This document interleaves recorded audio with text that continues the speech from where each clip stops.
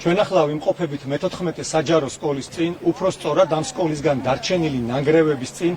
ეს სკოლა 4 წლის წინ დაინგრა და მთელი ამ დროის განმავლობაში ამ სკოლის 500-ზე მეტი მოსწავლე დაჰყავთ აქედან 7-8 კილომეტრით დაშორებით მეორე ცვლაში, სადაც ბავშვები სწავლობენ შეზღუდული საგაკვეთილო დროით, ვერ იღებენ ხარისხიან განათლებას, ვერ ვითარდებიან მრავალმხრივ, ვერ დადიან სპორტზე და სხვა წრეებზე და როგორც გითხარით, ეს უკვე გრძელდება 4 წლის განმავლობაში.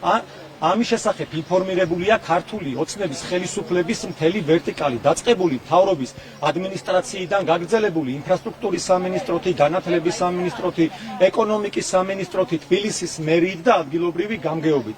მე-14 საჯარო სკოლის პრობლემის შესახებ იცის ყველა, როგორც პრემიერ-მინისტრმა, ისე ადგილობრივმა გამგებელმა. მაგრამ მიუხედავად ამისა, დღემდე ეს ბავშვები დაყავთ ესეთ ვითარებაში, მარშრუტკებით, სხვა სკოლაში და მშობლების მოთხოვნა არის, რომ რაც შეიძლება მალე გამოცხადდეს ტენდერი, თუმცა ტენდერის გამოცხადების შემთხვევაშიც პრობლემა ვერ აღმოიფხვრება, რადგან მინიმუმ საუკეთესო გათვლებით კიდევ 4 წელი მაინც მე-14 საჯარო სკოლის მოსწავლეები ვერ შევლენ საკუთარ სკოლაში, რადგან ტენდერის გამოცხადება სჭირდება თავისი პროცედურები, შემდეგ სამშენებლო სამუშაოები და ბავშვებს ისევ მოუწევთ არასრულფასოვანი ცხოვრება.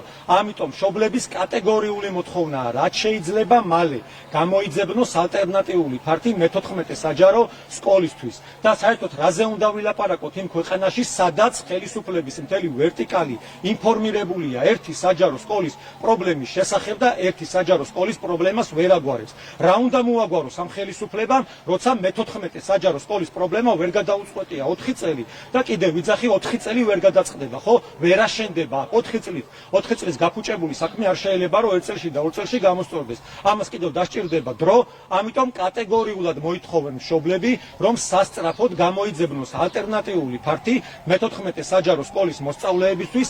ეს არ არის მხოლოდ ინფრასტრუქტურული პრობლემა, ეს უკავშირდება ბავშვების მომავალს, მათ განვითარებას და დღეს მე-14 საჯარო სკოლის მოსწავლეებს ამის შესაძლებლობა არ ეძლევათ. როგორც თქვი, ინფორმირებულია ამის შესახებ ყველა, დაწყებული პრემიერ-მინისტრიდან, გაგრძელებული განათლების სამინისტროთი და დასრულებული ადგილობრივი გამგეობით, ამიტომ კეთილი ინებონ, დაორგანიზდნენ, მობილიზდნენ, დასხდნენ და ერთი საჯარო სკოლის პრობლემა როგორმე გადაწყვიტონ. კიდევ რამდენი წელი უნდა იდგეს ეს ხალხი ქუჩაში და რამდენი წელი უნდა აპროტესტებდეს იმას, რომ მათი შვილები ვერ იღებენ ხარისხიან განათლებას, გასცენ ამაზე პასუხი მოსახლეობას.